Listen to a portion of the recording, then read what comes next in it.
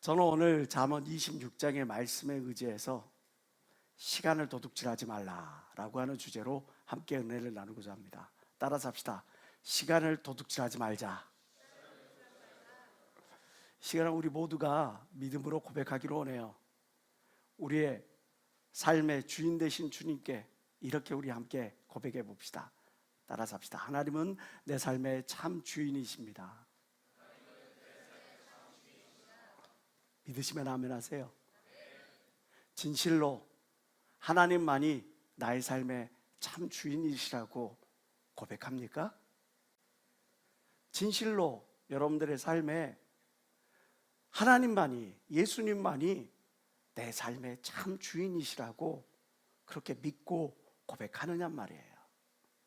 만약에 하나님이 내 삶의 참 주인이시라는 것을 믿는다면 내게 주어지는 물질, 내게 주어진 시간, 내게 주어진 건강과 기회, 이 모든 시간들, 이것들이 다 주님의 것이라는 사실을 우리는 인정해야 합니다. 우리가 그 사실을 인정한다면 내게 주어진 모든 것들을 주님을 위해서 쓰여져야 그것이 참된 고백인 걸 믿는 사람만 박수며 하나님께 원하시기 바랍니다.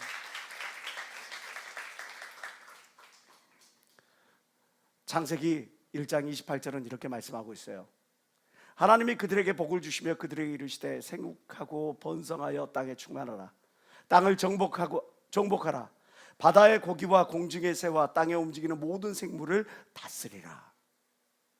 너희는 이 땅을 지배하고 정복하고 다스리라 말씀하셨기 때문에 우리가 어떻게 해야 합니까? 하나님이 내 삶의 참 주인이라 고백하셨다면 주님의 가르침, 주님의 말씀을 이 땅에서 실천하는 삶이 그 고백을 이루는, 믿음의 고백을 드리는 그런 참된 하나님의 사람의 법률이겠죠. 누가복음 16장에 지극히 작은 것에 충성된 자는 큰 것에도 충성되고 지극히 작은 것에 불의한 자는 큰 것에도 불의하니라. 너희가 만일 불의한 재물에 충성치 아니하면 누가 참된 것으로 너희에게 맡기겠느냐 말씀하셨으니, 우리에게 맡겨진 재물이 나의 어떤 소득이요, 나의 노력의 대가가 아닌 하나님으로부터 말미암아 주어진 것이라는 것을 믿었으면 이것을 잘 관리하겠지요. 마음껏 허비하는 것이 아니라, 나만을 위해서 쓰는 것이 아니라 주를 위해서 사용하여야 하고, 그것을 잘 관리하는 것이 참으로 하나님 앞에 충성된 재물관이 아니겠습니까? 베드로전서 4장 10절에 각각 은사를 받은 대로 하나님의 각양 은혜를 맡은 선한 청지기 같이 서로 봉사하라. 너희가 어떤 은사를 받았느냐? 너희가 어떤 은혜로 말미암아 어떤 재능, 탤런트를 받았느냐? 그렇으면 그걸 가지고 하나님의 영광을 위하여 사용하라는 거죠. 너에게 주어진 은사, 너에게 주어진 재능은 너를 위해서 쓰여질 것이 아니라, 너의 영광을 위하여 쓰여질 것이 아니라, 너의 장래를 위하여 쓰여질 것이 아니라 주님이 주신 것이니 주님을 위하여 사용하라는 것입니다. 에베소서 6장 5절 세월을 아끼라. 때가 악하니라. 그러므로 어리석은 자가 되지 말고 오직 주의 뜻이 무엇인가 해라. 지금 이 시간 내가 무엇을 하여야 하나님을 영화롭게 할 것인가?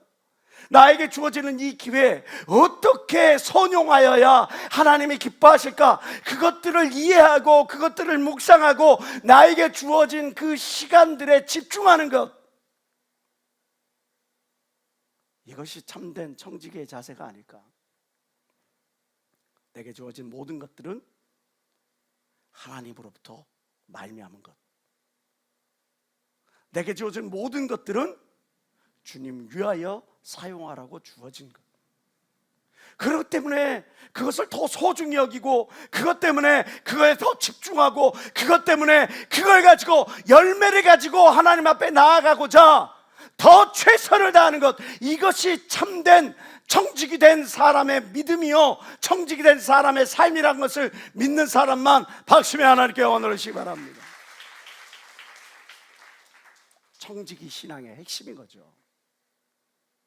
자, 그런데 오늘은 우리의 하루를 생각해 봅시다. 아침 눈을 떴습니다. 그리고 이 자리에 나오기까지 과연 얼마만큼 주님과 동행했습니까? 여러분들이 하루를 사용하고 있는 어제의 발자취를 한번 더듬어 봅시다. 어제 여러분들이 사용하였던 물질, 사용하였던 시간, 사용하였던 모든 것들은 과연 무엇을 향하고 있고 무엇을 위해 사용되어졌습니까? 과연 주님을 위하여 사용되어졌다고 말할 수 있습니까? 혹시 나만을 위하여, 나의 안일함을 위하여, 나의 편안함을 위하여 내가 누리고 이 땅에서 즐기기 위한 시간들로 가득 나의 일과 표가 채워지지는 않았냔 말이에요. 전도서 12장은 우리에게 경고의 말씀을 줍니다.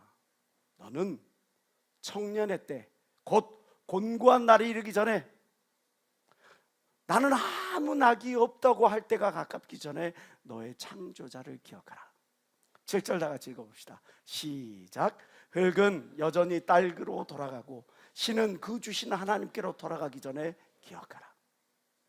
이 육체는 흙으로 왔으니 흙이 자연 상태로 돌아가기 전에 우리의 영혼은 하나님이 우리의 코에 생기를 불어넣으셔서 우리에게 영혼이 생겼으니 그 영혼이 하나님 앞으로 가기 전에 너의 창조자를 기억하고 그 창조자 앞에 너가 당당하게 설 수 있는지, 그 창조자 앞에 내가 최선을 다하고 주님 앞에 섰습니다, 주님 나의 최선을 받으시옵소서, 나의 열매를 받으시옵소서, 홀로 찬양 받으시옵소서 할 수 있는지 너 자신을 돌이켜보라고 오늘 전도서는 우리에게 말씀하고 있는 거죠. 우리가 인생 살아감에 있어서 아무리 빨라도 늦는 것 하나가 있는데 그것이 바로 후회라고 하는 감정입니다. 후회는 아무리 빨라도 늦어요. 이때 내가 나에게 주어진 이 모든 것들을 더 귀하게 여길걸, 나에게 주어진 이 모든 것들에 더 충성될걸, 나에게 주어진 이 모든 것들에서 내가 열매를 준비할걸. 마치 시험 결과, 시험을 망쳐버린 다음에 그 시험 결과를 받아보기 전에 내가 조금 더 노력했으면 좋았을걸 하는 그 수험생들의 마음과 같이 뒤늦은 후회란 정말 덧없고 의미 없는 것 아니겠습니까?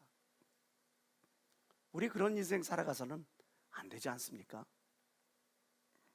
오늘 우리가 살펴봤던 자만의 본문 말씀은 게으른 자들에 대한 경고의 메시지입니다.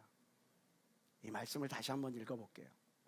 게으른 자는 길에 사자가 있다, 거리에 사자가 있다 하느니라.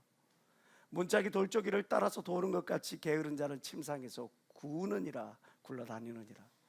게으른 자는 그 손을 그릇에 넣고 또 입으로 올리기를 괴로워하느니라.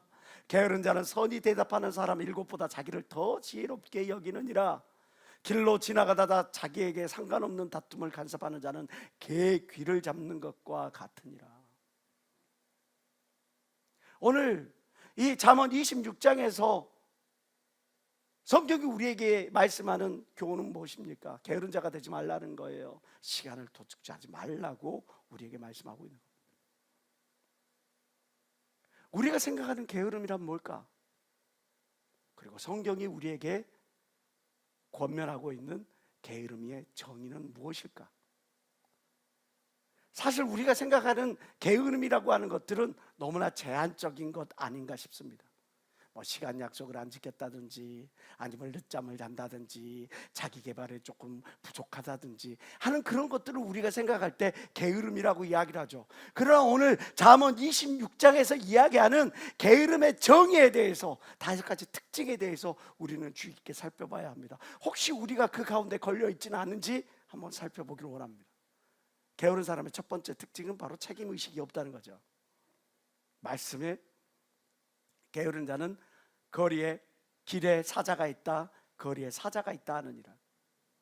책임의 의식이 없기 때문에 그들이 하는 말은 뭐예요? 변명과 핑계로 일관하는 겁니다. 나 못 들었는데? 아 그랬어? 나한테 책임 없는데, 저 사람 담당인데, 저가 해야 되는 건데, 나는 그냥 따라가기만 하는 건데. 책임 의식이 없으니까 변명과 핑계로 인간하는 거죠. 또 하나의 특징이 현실 감각이 없다라는 거죠. 문짝이 덜쪽이를 따라서 도는 것 같이 게으른 자는 침상에서 구우느니라. 침상에서 이리저리 굴러다니면서 나에게 더 좋은 내일이 올 것이라고 뜬구름 잡는 상상만 하는 거예요. 현실성 없는 생각만 하는 거예요. 집안에서 엄마가 잔소리를 하고 아빠가 잔소리를 하고 주변의 사람들이 이야기하면 듣기 싫어. 그렇게 하면서도 상상의 나라 속에 나는 왕자님과 결혼하고 있고 공주님과 결혼해 있고 멋진 집에서 그냥 즐겨가면서 살 것을 그렇게 마구잡이로 상상하는 거죠. 현실 감각이 없어서 뜬구름 잡는 이야기만 계속해야 되는 그런 사람들. 성경은 그런 사람들을 게으른 사람이라고 이야기합니다. 또 하나, 게으른 사람들은 도전의식이 없고 목표의식이 없어요. 게으른 자는 그 손을 그릇에 넣고도 입으로 올리기를 괴로워한다고 성경은 이야기를 합니다. 목표의식이 없으니까, 도전의식이 없으니까 자기가 마땅히 해야 할 일마저도 귀찮아하는 거예요. 그러면서 도전정신 대신에 비판정신 또는 냉소주의가 가득하죠. 나 해봤는데 그거는 이렇고 이라고 되겠어. 또 하나, 성경이 이야기하는 게으른 사람의 특징은 자기 객관화가 안 돼 있어. 자기를 있는 그대로를 바라볼 줄 몰라. 자기의 신앙이 어떤지를 제대로 확인을 할 줄 몰라. 자기가 지금 어떤 부분이 부족한지를 채우려고 알지도 않고 채우려고도 하지도 않아. 게으른 자는 선이 대답하는 사람 7보다 자기를 더 지혜롭게 여겨. 자기를 더 지혜롭게 여기니까 자기 생각, 자기 주장, 자기 말만, 자기 자랑만 끊임없이 해. 이게 게으른 사람이라는 거죠. 그리고 또 하나의 특징을 이야기합니다. 게으른 사람은 사명의식이 없다고 이야기를 해요. 길로 지나가다가 자기에게 상관없는 다툼을 간섭하는 자는 개의 귀를 잡는 자와 같으니라. 지나가고 있는 개의 귀를 잡으면 개가 저를 사랑해줘서 고마워요, 감사해요, 그렇게 반응할까요? 아니면 그 손을 콱 물어버릴까요? 물어버리죠. 개 귀 잡는 거 되게 싫어하거든요. 지나가는 개의 귀를 잡는다는 말이 뭘까요? 오지랖 부린다는 거예요. 내게 맡겨진 그 일에 집중하기도 버거운데, 내게 주어진 그 시간에 충실하기도 버거운데, 내게 주어진 그 사명 감당하기도 버거운데, 그거는 생각지도 않고 딴 사람이 저 사람 예배 시간에 팔 긁고 있네, 지 예배나 제대로 신경 쓰라고, 저 사람 누구랑 사귀네, 너 시간에 더 충성하라고, 더 경쟁력을 기르라고, 저 사람 밥 먹었네, 저 사람 옷이 어떠네, 네 옷차림을 신경 쓰라고, 너가 하나님 앞에 바로 서 있는지를 너 자신을 살피라고, 남의 일 간섭하지 말라고. 근데 오지랖만 부리고 있는 거예요. 뭐가 없으니까? 사명의식이 없으니까. 내게 주어진 것에서 열매를 나타내요 하나님을 영화롭게 하리라는 그것에 집중되지 못하니까 자꾸 다른 것에 눈이 돌아가는 겁니다. 우리가 생각하는 게으름과 성경이 생각하는 게으름은 이렇게 많은 차이가 있습니다. 그래서 성경은 우리에게 이 게으름들에 대해서 어떤 삶을 살아가야 되는지를 우리에게 이야기를 해주죠. 지금 이 자리에 앉아있는 여러분들 가운데 혹시 툭 하면 내 입에서 변명과 핑계가 나오고, 또는 뜬구름 잡는, 남의 다리나 긁는 그런 소리나 해대고, 비판의식, 정죄의식, 냉소주의에 가득 차 있지는 않은지, 내 자랑, 내 말, 내 주장만 그냥 하고 다른 사람 이야기는 들으려고 하진 않는지, 오지랖파가 돼가지고 다른 사람들 거는 막 관심 갖고 있으면서 정작 내게 주어지는 시간, 나의 경쟁력을 영향력으로 확대하려고 하는데 게으르고 있지는 않은지, 우리 스스로를 한번 돌이켜봐야 되지 않겠어요? 그러면 너희가 게으름에서 벗어나서 하나님이 기뻐하시는 열매 가득한 그런 부지런한 자가 되게 하기 위하여 성경이 우리에게 권면하는 말씀은 뭡니까? 게으른 자는 길에 사자가 있다, 거리에 사자가 있다, 변명과 핑계로 일관하는 자여, 너가 만약에 책임의식이 없다면 네가 갖고 있는 너에게 주어진 모든 것들의 가치를 알고 가치를 소중히 여기라고 우리에게 권면을 합니다. 누가복음 14장과 마태복음 22장에는 큰 잔치의 비유가 나오죠. 우리가 잘 아는 것처럼 왕이 잔치를 벌려요. 잔치를 벌렸는데 사람들이 그 왕의 초대를 거부합니다. 그러면서 하는 그들의 변명은 이렇습니다. 밭을 샀어요. 밭을 사서 그것을 좀 보러 가야 돼요.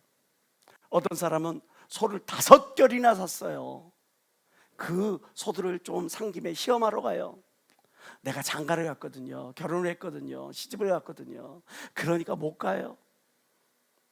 여러분, 이 사건을요, 그때 당시에 그 생활 습관을 생각하면서 한번 이해를 하면 좀 더 잘 와닿을 수 있을 것 같아요. 그 고대 그리스인들은 하루에 3번씩 식사를 합니다. 그리고 로마인들은 하루에 4번씩 식사를 하고요, 히브리인들은 2번씩 식사를 해요. 늦은 오전쯤에 식사를 함께 하고, 그리고 모든 일과를 마친 다음에 그리고 나서 많은 사람들과 어울러서, 온 가족들과 어울러서 또 잔치를 벌리는 것도 해질 즈음에 이때 함께 식사를 하는 것으로 유대인들은 이렇게 2번 식사를 해요. 그 유대인들이 저녁에 이제 왕이 잔치를 벌려서 사람들을 초청하는 그런 상황이에요. 밭을 사서 밭을 보러 가야 돼요. 깜깜한 밤중에 가로등도 없는데, 전등불도 없는데 밭을 보러 간다고요? 소 5결을 샀는데 그걸 산 김에 수염하러 간다고요? 깜깜한 밤중에 가로등도 없는데 전등도 없는데, 이게 말이 돼요? 나는 장가를 갔어요. 나는 시집을 갔어요. 나는 결혼을 했어요. 그래서 못 가요. 결혼하고 장가가고 시집가면 그러면 내가 하던 것 아무것도 안 한다는 겁니까? 여러분들, 이 변명들이 얼마나 기가 막힌지를 여러분들이 기억해야 돼요. 이들은 누구의 초대를 받았습니까? 지엄한 왕의 초대를 받았습니다. 왕의 잔치에 초대받은 것이 얼마만큼 귀하고 얼마만큼 값진 겁니까? 그런데 그 왕의 잔치에 초대를 받았는데도 불구하고 이것보다도 더 자기의 욕망을 따른다? 자기의 어떤 일정을 따른다? 이것만큼 불충한 것이 어디 있겠습니까? 이것만큼 어리석은 것이 어디 있겠습니까?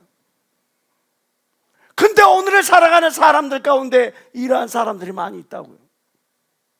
왕의 잔치 예배의 자리에 하나님께서 저와 여러분들을 부르셨는데, 그때 나는 이런 상황이 있고 저런 상황이 있고 저런 상황이 있고 합당한 내용이 아닌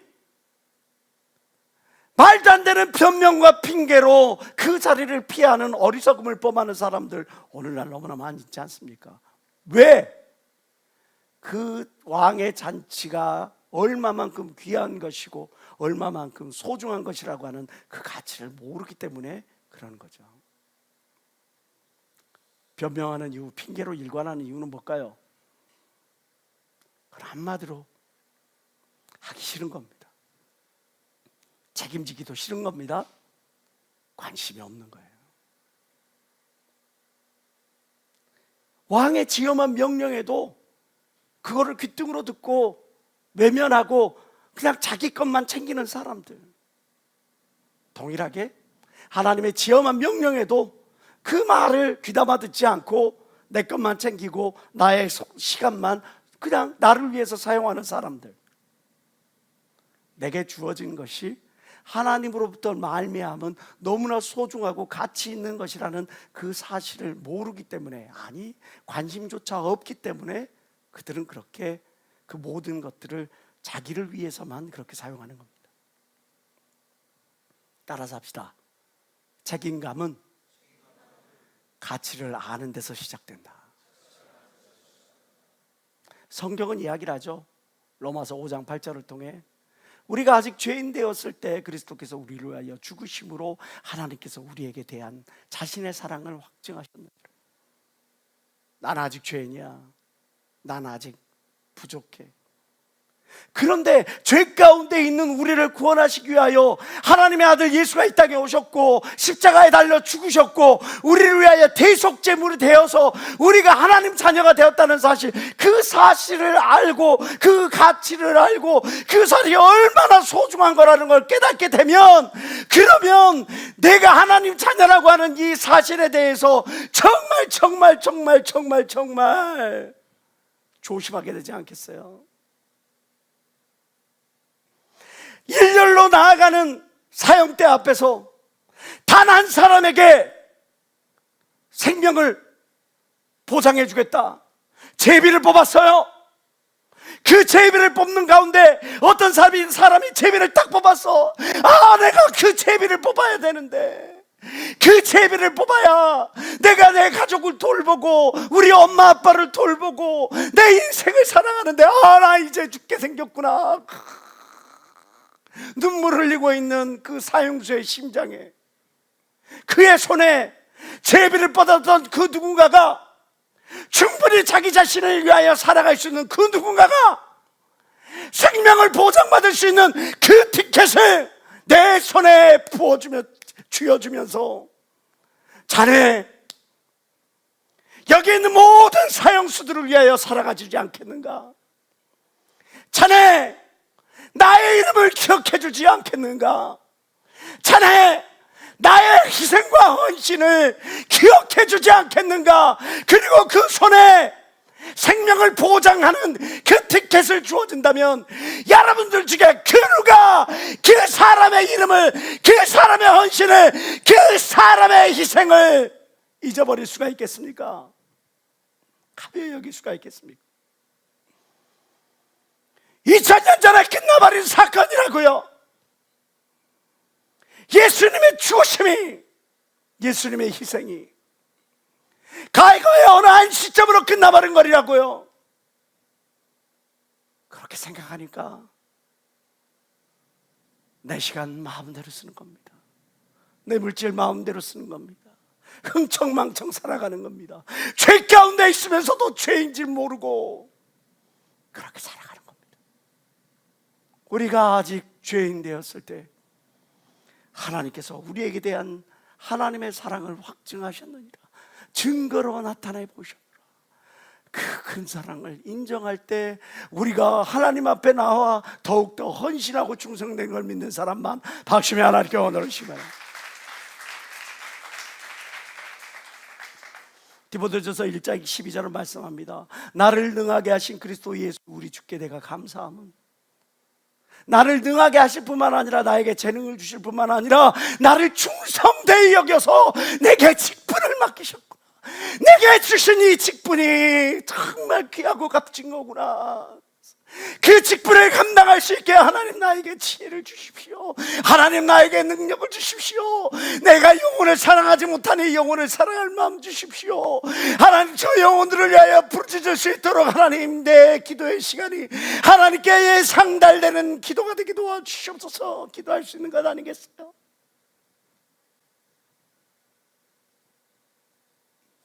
내게 주신 것에 대한 감사와 내게 주신 것에 대한 소중함이 없으니 그 직분을 받아놓고도 직분 감당하지 못하는 것을 부끄러워하지 않는 겁니다. 내가 주신 것이 얼마나 소중한 것이라는 것을 깨닫지 못했기 때문에 그것을 받아놓고도 그것에 최선 다하지 못해놓고도 거기에 열매가 드러나지 않는 것을 통해서도 내 마음을 찢지 않는 겁니다. 여러분, 구원해 주신 큰 은혜, 나를 충성되이 여기신 하나님의 그 큰 은혜 직분 주심에 감사하고 거기에 반응할 줄 아는 저와 여러분 되시길 주의 이름으로 축원합니다. 누가복음 21장 그러므로 너희는 변명할 것을 미리 염지 않기로 결심하라. 내가 너희의 모든 대적이 네 대항하라. 변박할 수 없는 구제와 말의 능력과 지혜를 너희에게 주리라. 여러분, 내게 주어진 모든 것들의 그 가치를 알고 소중히 여기면 그가 비로소 자기 주어진 모든 것들의 책임의식을 가지고 열매를 거두고 되는 걸 믿는 사람만 박수며 하나님께 원하는 시 바랍니다. 오늘 두 번째, 잠언 26장에 무책임한 사람들은 현실 감각이 없어서 뜬구름 잡는 소리만 한다고 했죠. 문짝이 돌조기를 따라서 들어온 것 같이 게으른 자는 침상에서 구우느니라. 현실 감각이 없는 자에게 성경은 우리에게 뭐라고 권명합니까? 실행력을 키워라. 마태복음 25장에 보면 그 유명한 달란트 비유가 나옵니다. 각각 그 재능대로 하나에게는 금 5달란트를, 또 하나에게는 2달란트를, 하나에게는 1달란트를 주고 떠났더니, 자, 이 달란트 비유에서 중요한 게 뭐죠? 누구에게는 5달란트를 주고 누구에게는 2달란트를 주고 누구에게는 1달란트 줬는데 얼마씩 줬다, 그게 중요한 게 아니에요. 성경은 재능 따라 줬다고 이야기를 하고 있어요. 그런데 중요한 것은 그걸로 어떻게, 그걸로 무엇을 위해 사용했는지, 얼마만큼 남겼는지를 성경은 더 중요하게 하고 우리에게 말씀하고 있죠. 잘 아는 것처럼 5과 2 그리고 1달란트 받은 자의 차이는 무엇일까? 5달란트 받은 자는 바로 가서 그것으로 장사하여 또 5달란트를 남기고, 바로 가서 그것으로 장사하여 또 5달란트를 남기고, 2달란트 받은 자도 그같이 하여 또 2달란트를 남겼을 때 이야기를 하는 거죠. 오늘 성경은 5달란트와 2달란트 받은 자와 1달란트 받은 자에 대해서 분명하게 구별을 해놓고 있어요. 바로 가서 즉시 움직여서 이문을 남긴 자가 있는 반면에 어떤 자는 그냥 그 땅에다 묻어놓고 있어요. 성경 보실까요? 1달란트 받았던 자도 와서 가로되, 주여, 당신은 굳은 사람이라 심지 않은 데서 거두고 해치지 않은 데서 모으는 줄을 내가 알았으므로 두려워하여 나가서 당신의 달란트를 땅에 감추어 두었나이다. 보소서, 당신의 것을 받으소서. 지금 이 자리에 어떤 이는 찬양의 달란트를 받았을 거예요. 근데 그거를 주님을 위하여 사용하지 아니하고 노래방 가서 별점 팡팡팡 터뜨리며 사용하지. 지금 이 자리에 그 누군가는 하나님의 은혜, 그 체력을 하나님이 달란트로 주셨어요. 그 체력을 가지고 열심히 전도하고 열심히 봉사하고 섬길 수 있음에도 불구하고 그 체력을 그냥 체력 단련하는 데만, 자기 근육 채우는 데만, 식스팩인가 그거 만드는 데만 그렇게 허비하고 살아가고 있어요. 이 자리에 있는 그 누군가에게는 돈 버는 재능을 주셔서 남들보다 쉽게 돈을 벌고 막 부를 막 확장시키고 하는 그런 지체들도 있습니다. 그 지체를 가지고 오직 나만을 위해 쓰고, 주변에 있는 사람은 돌아볼지도 모르고 하나님을 위해 쓸지도 모르는 사람, 이런 사람이 1달란트 받은 자와 다를 게 뭐가 있겠습니까?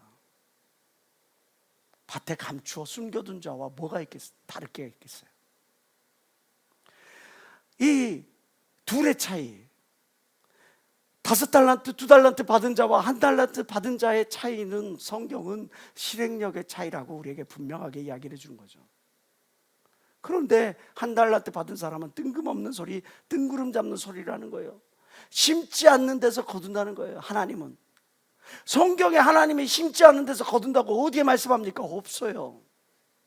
그런데 자기 혼자 그 예형들을 만들어내는 겁니다. 상상 속에서.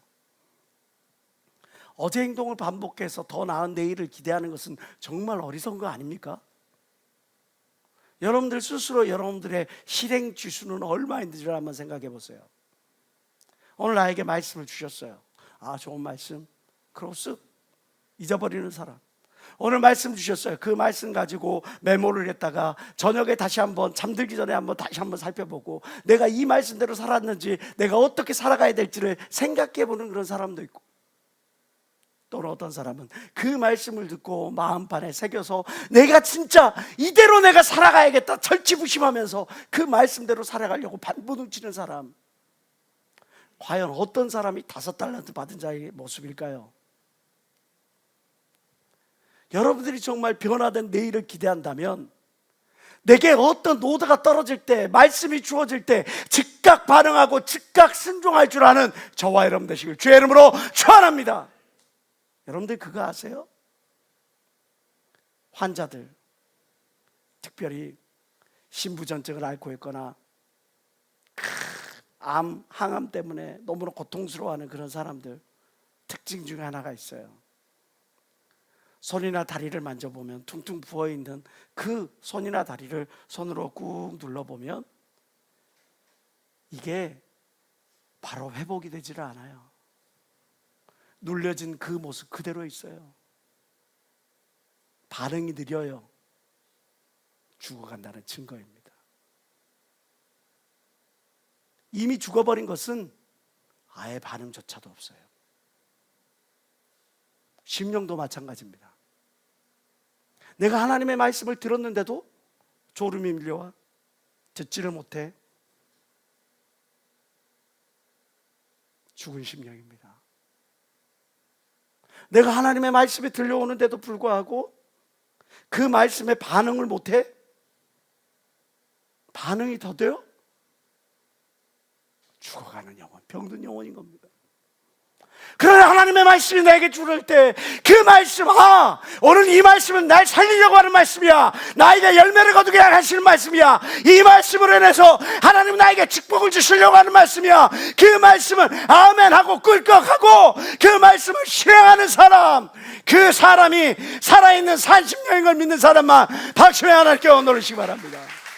그 사람을 통해 하나님께서 역사하시고 그 사람을 통해 더 나은 내일을 약속하실 걸 믿는 사람만 박수에 하나님께 원노르시고, 그런 저와 여러분 되시길 주의 이름으로 축원합니다. 게으른 자여, 개미에게로 가서 그 하는 것을 보고 지혜를 얻으라. 개미는 두령도 없고 간역자도 없고 주권자도 없을 때 먹을 것을 여름 동안에 예비하며 추수 때에 양식을 모으느니라. 게으른 자여, 내가 어느 때까지 눕겠느냐, 내가 어느 때에 잠이 깨어 일어나겠느냐. 좀 더 자자, 좀 더 졸자. 현실감 없이 손을 모으고 좀 더 눕자 하면 내 빈궁이 강도같이 오며 내 궁핍이 군사같이 이르리라. 여러분, 실행력을 갖추시길 주의 이름으로 축원합니다. Just do it. 그냥 하는 거죠. 손자병법은 이렇게 이야기를 합니다. 졸속이 지환을 이룬다, 이긴다. 어설프지만 시작하고 행동으로 옮기는 것이 더디지만 완벽하기를 기다렸다가 준비 다 된 상태에서 움직이는 것보다 더 낫다라는 거예요. 실행력이 중요하다는 겁니다. 완벽한 무대, 완벽한 환경을 기대하지 말고 걸어가면서 그 모든 환경들, 무대들을 만들어 가시는 지혜가 여러분들의 있기를 주의 이름으로 축원합니다. 행동하는 젊은이가 되시길 주의 이름으로 축원합니다. 세 번째, 게으른 자는 그 손을 그릇에 놓고도 입으로 올리기를 괴로워하느니라. 도전정신이 없는 사람들, 목표 의식이 부재한 사람들, 그러한 사람들에 대해서, 그래서 비판주의와 냉소주의만 가득한 오늘의 젊은 세대들에 대해서 성경은 우리에게 뭐라고 권면합니까? 너가 받을 보상을 바라보라는 거죠. 여러분들 공산주의, 사회주의 국가 중에 성공한 나라 있는 거 본 적 있습니까? 역사상 어느 한 나라도, 어느 한 집단도, 어느 한 체제도 성공한 게 없어요. 그들이 그토록 자랑하는 집단 농장, 이 집단 농장이 실패한 이유는 무엇이었을까요? 이유는 너무나 단순합니다. 내가 노력을 했는데, 내가 헌신을 했는데, 내가 땀을 흘렸는데 거기에 대한 어떤 대가가 없어. 남들하고 똑같이 받고 남들하고 똑같이 누려. 그래서 내가 더 노력하고 희생하고 헌신할 이유가 없는 거죠. 그러니까 다 다 열심히 일하던 사람들도 그걸 다 내려놓는 겁니다. 보상이 없는데. 그러나 여러분들 기억하세요. 성경은 주의 나라를 위하여 수고하고 애쓴 모든 사람들에게 하나님께서 약속한 미래가 있다고, 보상이 있다고 우리에게 약속한 것을 믿는 사람만 박수며 하나님께 얻으시고요. 히브리서 11장 6절은 이야기합니다. 믿음이 없이는 기쁘시게 못하나니 하나님께 나아가는 자는 반드시 그가 계신 것과 하나님 살아계십니다. 우리가 어떤 믿음을 하나님 기뻐하시느냐? 하나님은 살아계신다는 것. 그리고 또 하나, 그가 자기를 찾는 이들에게 상 주시는 이심을 믿어야 할지니라. 하나님은 보상하시는 하나님을 믿을 때 우리의 믿음이 굳건하는 걸 믿는 사람은 박수며 하나님께 얻으시기 바랍니다. 요한계시록에 7교회가 나오죠. 에베소 교회에 이야기합니다. 이기는 그에게는 내가 하나님 낙원에 있는 생명나무의 과실을 넣어 주어 너희에게 먹게 하리라. 생명나무의 과실을 너희에게 주려 너희가 영생하리라. 서만의 교회는 이야기합니다. 이기는 자는 둘째 사망의 해를 받지 아니라 영원한 영벌의 죽음이 아닌 영생의 그 축복된 삶이 너에게 예비되어 있으리라. 버가모 교회의 성도들에게 이야기를 합니다. 이기는 자에게는 내가 감추었던 만나를 주고 흰 돌을 줄 터인데 그 돌 위에 내가 내 새 이름을 너에게 기록해 주겠노라. 두아드라 교회의 성도들에게 이야기합니다. 이기는 자와 끝까지 내 일을 지키는 자에게 하나님을 맡기신 그 시간에, 하나님을 맡기신 그 물질에, 하나님을 맡기신 그 직분에, 하나님이 맡기신 그 모든 것들에 충성을 다하는 자에게는 만국을 다스리는 권세를 주실 것 믿는 사람만 박수며 하나님께 얻으시기 바랍니다. 계속해서 사대교회에 이야기를 합니다. 이기는 자와 이와 같이 흰옷을 입을 것이요 그의 이름의 생명책에서 흐려지지 아니하리라. 빌라델비아 교회 성도들에게 이야기합니다. 이기는 자는 내 하나님 성전에 기둥이 되게 하리라. 기둥은 결코 움직이지 않고 무너지지 않고 그 자리를 지켜 하나님의 영원한 그 하나님 집을 떠받들게 될 걸 믿는 사람만 박수며 하나님께 얻으시기 바라요. 라오디게에 교회 성도들에게 이야기하기를 이기는 자에게는 내가 내 보좌에 함께 해주리라. 12보좌에 함께 앉아 12고를 심판하는 그 심판 권세를 하나님이 주실 걸 믿는 사람만 두 손 들고 아멘 하시기 바랍니다. 그러한 모든 축복이 저와 여러분들에게 있을지어다. 요한계시록 21장 7절 다 같이 시작. 이기는 자는 이것들을 유업으로 얻으리라. 나는 저의 하나님이 되고 그는 내 아들이리라. 어떤 자에게 주어진 축복이에요? 이기는 자에게, 끝까지 충성한 자에게, 끝까지 자기의 사명을 다하는 자에게, 끝까지 자기에게 주어지는 그 경주를, 믿음의 경주를 완주하는 자에게 보상을 바라고 끝까지 자기 자리를 지킨 헌신된 충성된 무리에게 예비된 축복인 걸 믿는 사람은 다시 한번 뜨겁게 박수며 하나님께 얻으시고 그러한 축복이 저와 여러분들에게 있을지어다. 네 번째로, 게으른 자는 선이 대답하는 사람 일곱보다 자기를 지혜롭게 여기느니라. 자기 말, 자기 주장, 그만 계속 되뇌이는 그런 사람들에게 성경은 뭐라고 이야기를 합니까? 열린 사고를 가지라 이야기를 하는 거죠. 브렉시트라고 여러분들 들어봤죠? 영국이 EU, 유럽연합에서 탈퇴한 그 사건을 브렉시트라고 이야기를 합니다. 더 이상 이민 문제로 시끄럽게 나라가 막 시끄러워지기를 원치 않아. EU에 경제연합에 많은 나라들이 있는데 이 영국같이 잘 산 나라만 있는 게 아니라 못 사는 나라들도 많아. 그 못 산 나라들을 위해서 굳이 우리가 이렇게 우리 세금을 들여서 그들을 도와줘야 되고 이렇게 살아가야 되나? 우리가 그런 경제적인 부담을 꼭 져야 되나? 이런 것들 고민할 필요도 없이 야! 우리 탈퇴하자! 유럽연합에서 탈퇴하자. 그래서 2016년에 그들은 투표를 했어요.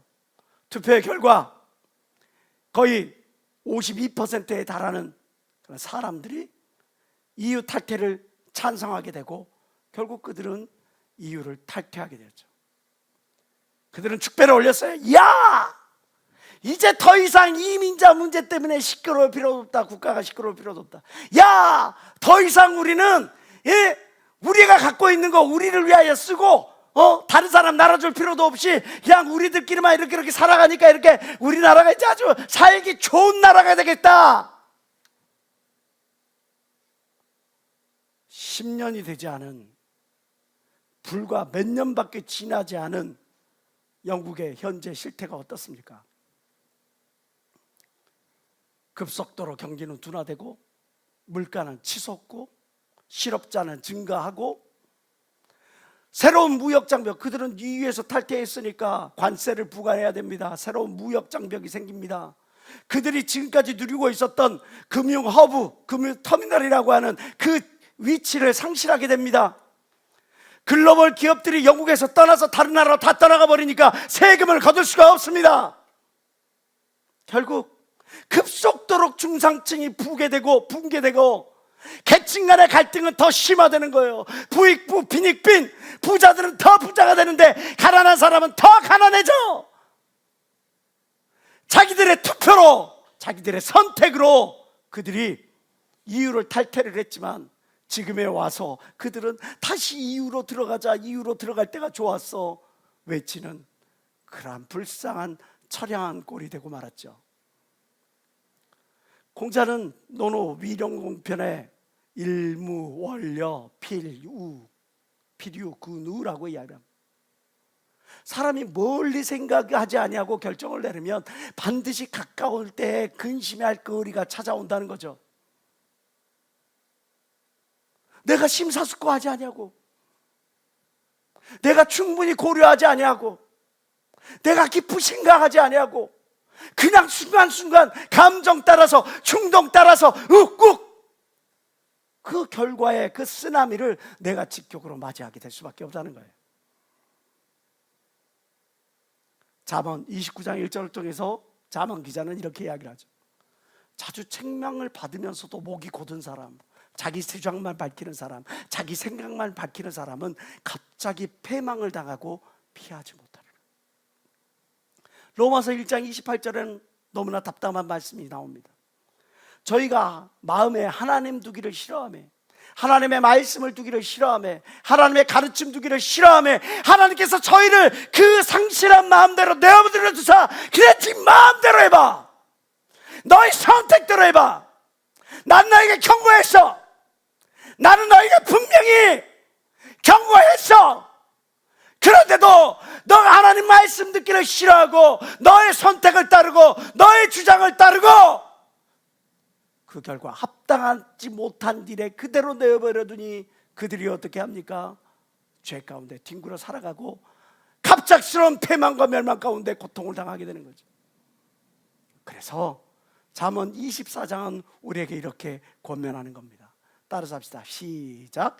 지혜 있는 자는 강하고 지식 있는 자는 힘을 더하나니 너는 모략으로 싸워라. 승리는 모사가 많음에 있느니라. 배짓장도 맞들면 낫다고, 삽겹줄이 튼튼하다고, 많은 사람들의 의견을 듣고 조언을 듣고 권면을 듣고 그 가운데서 하나님의 말씀을 청종하는 것이 복된 걸 믿는 사람만 박수며 하나님께 얻어내시기 바랍니다. 그러므로 자기 행위의 열매를 먹으리니 자기 꾀, 자기 생각에, 자기 결과에 배부르리라. 어리석은 자의 퇴보는 자기를 죽이며 미련한 자의 안일은 자기를 멸망시키려니와. 33절 다 같이 시작.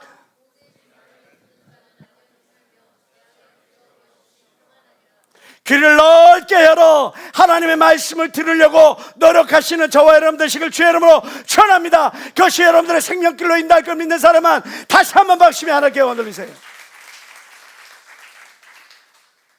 열린 귀와 열린 마음을 소유하라는 거죠.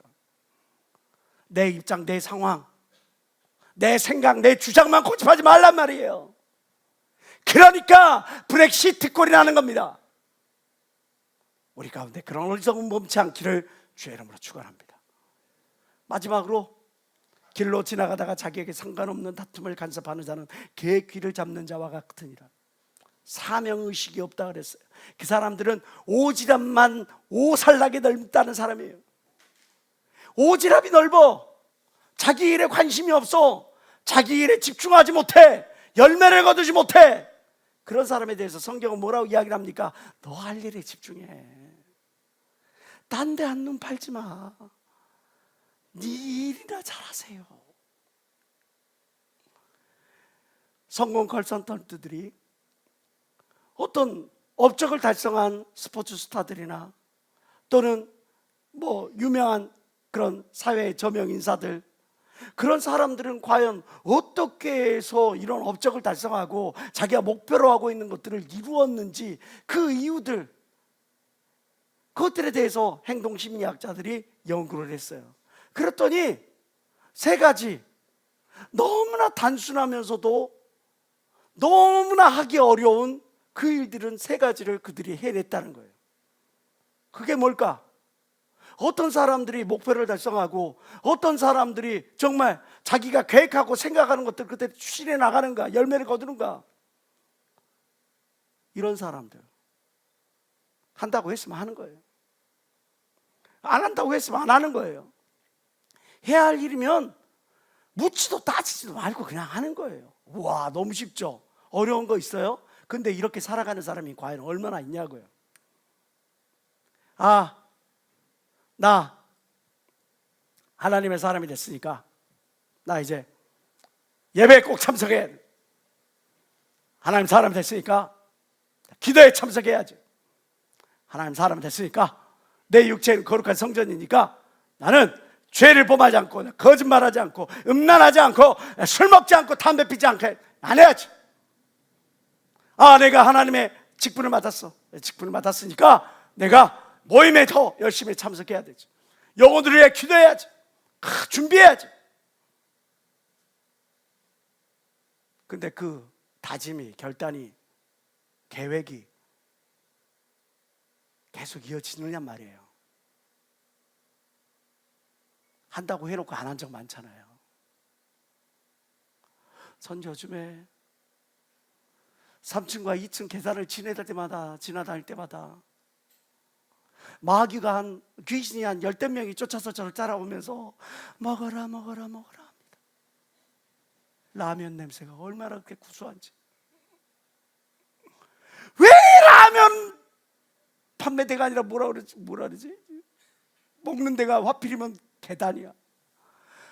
여기 환기를 위해서 문을 열으면 그 라면 냄새가 저희 사무실로 다. 내 건강을 위해서 라면을 끊고, 그리고 나서 이제 예전엔 주식이 라면이었거든요. 그래서 장이 빵빠라빵빵빵빵빵 터지더라고.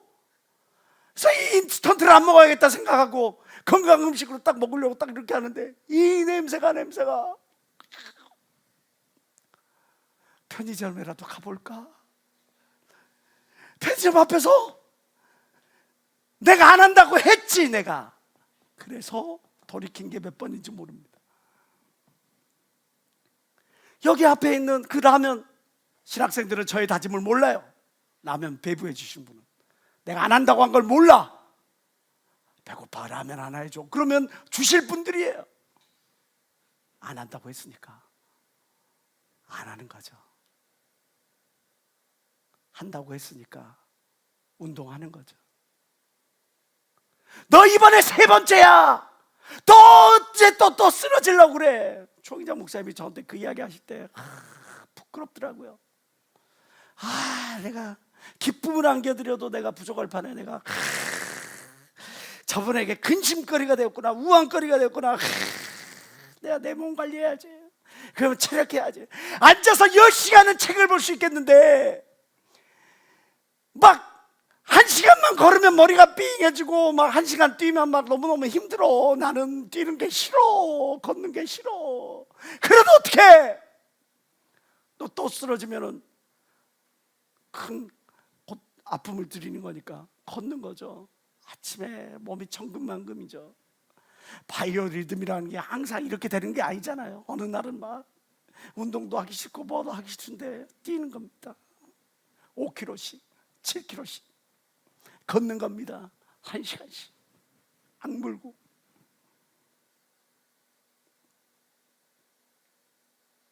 내가 죄를 끊어버리기로 했으면, 내가 어둠과 타협하지 않기로 했으면 하지 않는 겁니다.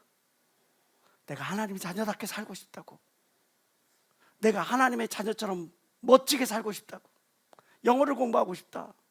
내가 다이어트를 노렸다. 내가 뭐를 했다. 시드머니를 준비했다. 하려고 한다. 그럼 하는 겁니다. 해야 할 일이면 묻지도 따지지도 말고 그냥 하는 겁니다. 그럴 때 여러분들에게 그 목표 달성이라고는 보상이 주어질 것 믿는 사람만 박심의 하나님께 원하시기 바랍니다. 처음부터 싹이 나고 처음부터 열매를 맺고 그랬을까요? 그렇지 않죠. 처음에는 씨앗의 모습으로 흙 아래에 감춰져 있을 겁니다. 그거에서 죽어가지고 뿌리를 내리고 싹을 틔우고 흙을 갈라치기 하고 올라가서 그렇게 쭉 자라기까지 이 씨앗은 얼마만큼 인고의 시간을 버텨내야 했겠습니까? 본래부터 잘하는 사람 없어요. 본래부터 승리하는 사람 없어요. 본래부터 되어진 사람이 없어요. 그래서 변화라고 하는 한자는 우리에게 큰 교훈을 줍니다. 변할 변자. 내 말이 실들에게 그냥 둘러싸여 있어. 그것을 치는 거야. 계속 치는 거야.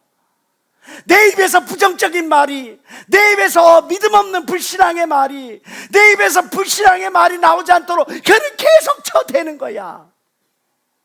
내가 하나님의 사람으로 거듭나기 위하여 비수와 같은 내 심령, 사람 푹푹 찔러가고 사람들 막 괴롭히는 그 심령이 변화되게 하여 나를 거듭해서 치고 또 치고 또 치는 거야. 그래야 하나님 자녀로 온전케 되는 걸 믿는 사람만 박수치며 하나님께 원하십니다.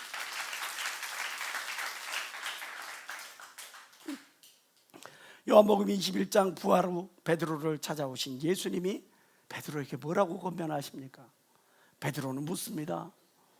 베드로가 예수님을 바라보고 여짜오되 주여, 이 사람 사도 요한은 어떻게 되겠습니까?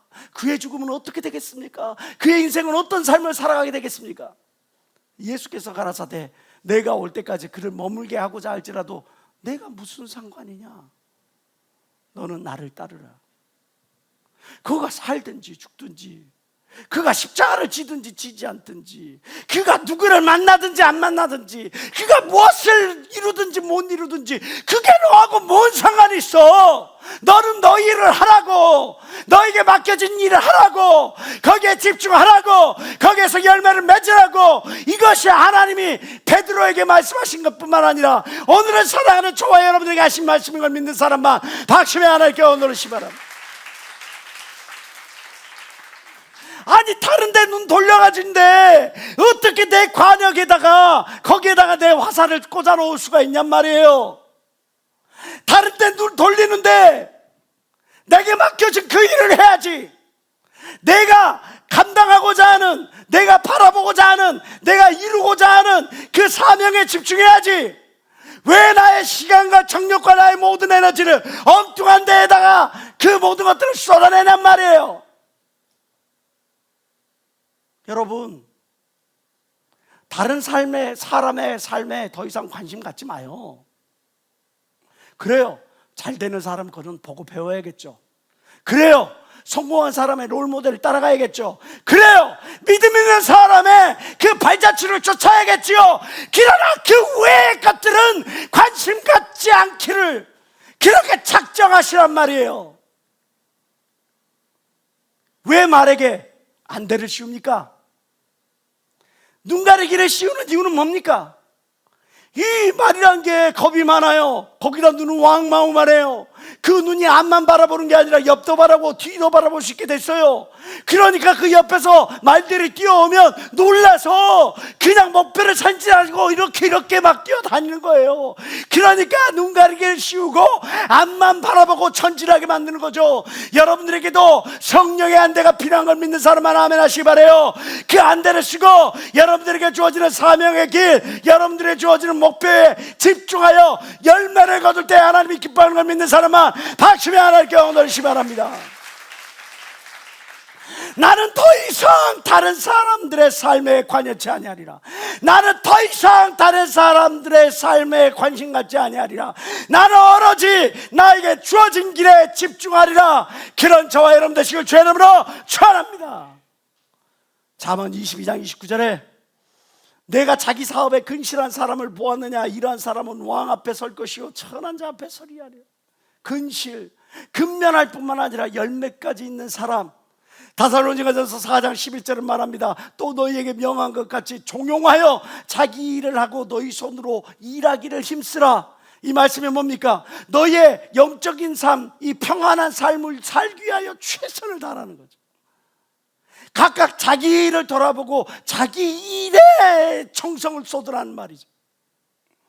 그런데 나는 지금 쥐뿔 내놓을 것도 하나도 없으면서 쥐뿔 내가 나의 삶에 하나님께서 이러한 축복을 주셨다고 내놓은 열매조차도 갖추지 못하면서 왜 다른 사람들의 삶에 눈을 돌리고 관심 갖고 가식거리나 살면서 가지고 살면서 안 돼요, 안 돼. 이제부터는 그 모든 관심을 끊어버리고 하나님 한 분으로 만족하고 하나님이 나에게 맡기신 그 시간에 하나님 나에게 맡기신 그 달란트에 하나님 맡겨주신 그 모든 일들에 집중하기로 작정한 사람만 두 손 들고 아멘 하시기 바랍니다. 디모데후서 4장 5절부터 8절 너무나 잘 아는 말씀이죠. 그러나 너는 모든 일에 근신하여 고난을 받으며 전도인의 일을 하며 내 직무를 다하라. 관제와 같이 내가 벌써 부음이 되고 나의 떠날 계약이 가까웠도다. 내가 선한 싸움을 싸우고 나의 달려갈 길을 마치고 믿음을 지켰으니 이제 후로는 나를 위하여 의의 면류관이 매비되었으므로 곧 의로우신 재판장이 그날에 내게 주실 것이니 다 같이 시작. 내게만 아니라 주의 나타나심을 사모하는 모든 자에게. 주의 나타나심을 사모하는, 그래서 자기 일에 최선을 다하는 사람에게 하나님이 이 의의 면류관, 생명의 면류관, 영광의 면류관을 주실 것이라는 이 말씀. 게으름에 대한 오늘 성경의 가르침은 우리가 생각하는 게으름과는 많은 부분에서 다름이 있습니다. 더 포괄적이고 더 세세할 뿐만 아니라 우리의 삶에 실제적이기까지 합니다. 나는 과연 나에게 주어진 그 모든 것들에 충성된 삶을 살아가고 있는가? 부지런한 삶을 살아가는가? 아니면 게을러 저 열매 없는 저 무화과 나무와 같은 그런 인생을 살아가고 있지는 않은가? 변명과 핑계요? 이제 내려놓고 내게 주어지는 가치에 감사하고 그 가치를 소중히 하고 그 가치에 집중할 수 있는 저희 여러분들이 됩시다. 현실 감각이 없어서 뜬구름 잡는 소리만 하고 있다고요? 실행력을 키워서 즉시 당장 하나님의 말씀이 주어질 때 그것들에 반응하여 열매를 맺는 저와 여러분들 됩시다. 비판하고 냉소주의로 그냥 사람들이 하는 것을 흥비채하고 있다고요? 남들 잘 되는 거 그것 때문에 덜미 잡고 뒷자리 잡을 생각할 것이 아니라 오히려 내일에 충성되어 내게 주어질 보상을 기대하는 그런 믿음의 사람이 됩시다. 다른 사람 말 안 듣고 내 주장만 밝힌다고요? 그 막힌 귀가 뚫려 열린 사고를 가져서 수용하여 하나님의 말씀의 길, 진리의 길을 살아갈 수 있는 저와 여러분들 됩시다. 그냥 내게 맡겨진 그 일, 그 사명에 집중하는 게 아니라 그냥 다른 사람들 오지랖파가 돼가지고 오지랖만 부리고 다니고 있다고요? 내 할 일에 집중해서 거기에서 참으로 열매 맺는, 내가 서 있는 자리에서 기름지게 할 수 있는 그 모든 사람들에게 영향력을 미칠 수 있는 그런 사람이 됩시다. 이러한 자가 참으로 하나님이 기뻐하시는 부지런한 자가 아닐런지. 이 자리에서 짧게 영상 하나 보여드릴게요. 선천성 소아조로증을 앓고 있는 홍원기라고 하는 그 형제입니다. 이 형제의 삶을 통해, 짧은 그 메시지를 통해 우리는 과연 어떤 시간을 보내고 있는지 한번 점검해 보기로 하네요. 영상 보여주세요. 우리 모두 힘을 냅시다. 그리고 우리에게 한 번밖에 주어지지 않은 인생을 후회 없이 살아갑시다. 일반인보다 노화 속도가 7배나 급속하게 진행되어 10대 중반을 넘기기 힘든 소아조로증이라는 희귀병을 앓고 있는 원기군이 어엿한 20살의 청년이 되어 다시 한번 새로운 도전에 나섰는데요. 언제 세상을 떠날지 모른다는 두려움에 휩싸여 생존에 집착하며 살기도 했지만 자신보다 20살을 간절히 바라는 사람들에게 미안함을 느끼며 선물 같은 하루를 더 의미있게 살아야겠다고 다짐하고 보스턴 마라톤에 참가하게 되었습니다. 양쪽 다리 길이가 다르고 왼쪽 골반이 틀어져 걷기도 힘든 상태의 몸이지만 성인 남자들이 평균적으로 한 개도 힘들다는 턱걸이를 가뿐히 성공할 수 있을 정도의 근육질 몸매를 만들어 출발선에 선 원기군은 후원자들의 이름과 동생과 함께 달리는 모습이 그려진 티셔츠를 입고 달리기에 나서는데요. 청년 원기는 늘 그래왔던 것처럼 강인한 의지와 곁을 지켜주는 가족들의 도움으로 완주에 성공하며 의미 있는 하루를 채워나갑니다.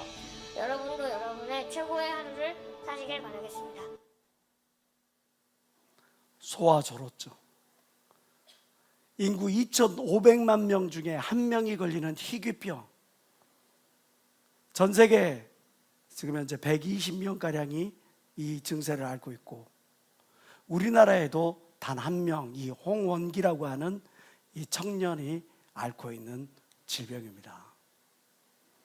이 질병은 보통 16살 정도 되면 생을 마감하게 되는데 평균 수명이 12세에 불과한다고 해요. 16살이라는 시간을 지내고 그리고 20살이라고 하는 자기에게 돌아올 수 없을 것이라고 생각했던 그 날을 맞이한 순간 이 홍원기 청년이 마음에 작정을 해요. 아, 나 같은 자라도 그 누군가에게 의미 있는 메시지를 전할 수 있겠구나. 그의 아버지는 목사입니다. 나 같은 연약한 자라도 하나님이 의의 병기로 쓰실 수 있겠구나. 그래서 5km 단축 마라톤, 보스턴 마라톤에 참여하게 되죠. 물론 골반이 틀어지고 다리가 짝짝이고 몸이 그런 상태라 5km 풀로 뛸 수는 없었지만 자기가 할 수 있는 최선을 다해서 이 마라톤 완주를 해내는 거예요. 이 원기 형제가 우리에게 마지막으로 전하는 메시지가 이겁니다. 항상 그렇듯 저에게 주어지는 매일을 소중하고 즐겁게 그렇게 살아가고 싶어요. 오늘 하루가 어떠셨어요? 어제 하루는 어떠셨습니까? 살아오는 그 시간들에 여러분들 정말 내게 주어진 것이라고 생각하면서 감사하면서 그걸 소중히 하게 생각하면서 거기서 열매를 맺고자 노력을 했습니까? 그리스의 3대 비극 시인 중에 하나인 소포클레스는 이렇게 이야기를 합니다. 내가 이 헛되이 흘려보낸 오늘 하루는 어제에 죽어간 이들이 그토록 바라던 내일이었다. 잠언 10장 26절은 우리에게 이야기를 합니다. 게으른 자는 그 부리는 사람에게 마치 이에 촉같고 눈에 연기 같으니라. 잠언 25장은 이야기를 합니다. 충성된 사람은 그를 보낸 이에게 마치 추수하는 날의 얼음 냉수 같아서 능히 그 주인의 마음을 시원케 하느니라. 참으로 여러분들의 고백이, 믿음의 고백이 하나님은 내 삶의 참 주인이십니다. 내게 있는 모든 것이 하나님으로부터 주어진 것입니다. 이 고백이 참된 고백이고 여러분들의 믿음의 고백이란다면 나를 부리는 사람에게 기쁨을 드려야 하겠습니까? 고통을 끼쳐드려야겠습니까? 충성된 사자가 되어 여름날에 얼음 냉수와 같이 그 마음을 시원케 해드려야겠습니까? 아니면 나를 바라보시면서 탄식하는 그 음성을 들어야 하겠습니까? 우리에게 주어진 것은 우리 것이 아닙니다. 내게 주어진 물질, 시간, 젊음과 건강, 기회, 이 모든 것들은 하나님으로부터 말미암아 내게 잠시 잠깐 맡겨진 겁니다. 내게 주어진 이 시간, 이 젊음을 여러분들을 위하여 남용하지 마세요. 허투루 쓰지 마세요. 그걸 위하여 주의 나라를 위하여 의의 병기가 되어져서 하나님의 나라를 위하여 사용하시기를 주의 이름으로 축원합니다. 내게 주어진 인생, 내게 주어진 모든 것들을 우리가 책임져야 할 날이 반드시 다가올 거예요. 주님 앞에서 그 모든 것들이 반드시 회개되고 정산되는 날이 다가올 겁니다. 그 시간에 여러분들 모두가 당당할 수 있기를 주의 이름으로 축원합니다. 하나님의 마음을 시원케 해드리는 그런 믿음의 젊은이가 되시기를 주의 이름으로 축원합니다. 기도하시겠습니다.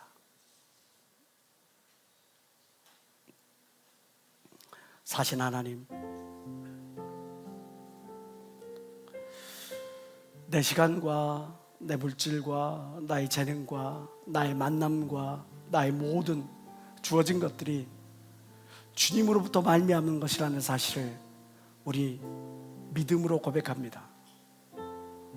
그 믿음이 진실되게 하기 위하여, 그 고백이 참된 믿음 바탕 위에서 세워진 것이라는 걸 증명하기 위하여 우리에게 주어지는 모든 기회들, 시간들을 젊음에 더욱더 충성할 수 있는 저희 다 되어지게 도와주시옵소서. 주님 간절히 구합니다. 헛되이 시간을 남용하지 말게 하시고, 헛되이 우리에게 주어지는 기회들을 흘려버리지 말게 하시고, 하나님 앞에 가지고 갈 수 있는 열매 있는 저희 다 되어지게 도와주시옵소서. 주님께 귀한 예물 드립니다. 하나님 모든 예물 받으셔서 이 땅 살아가는 동안에 물질로 인하여 고통당하지 않도록 도와주시고, 온갖 구하는 것이라 생각하는 것에 더 넘치도록 채우시는 하나님의 놀라운 은혜로 우리의 삶에 충만하게 채워주시옵소서. 예수의 이름으로 축복하며 기도합나이다.